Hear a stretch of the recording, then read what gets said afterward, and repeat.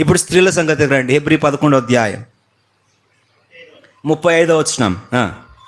స్త్రీలు మృతులైన తమ వారిని పునరుత్థానం వలన పొందిరి. వాళ్ళ సంగతి పక్కన పెట్టండి. కొందరు పొందారంట, మరి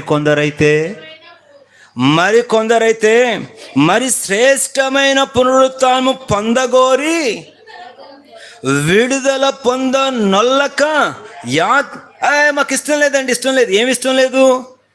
విడుదల పొందడం మాకు, ఈ యాతనలు పోవడం మాకు ఇష్టం లేదు. యాతనలు ఉండండి. ఎప్పుడైనా అన్నావా? విడుదల పొందనొల్లక యాతన పెట్టబడి, ఎందుకంటే మరి శ్రేష్టమైన పునరుత్థానము పొందుటకు.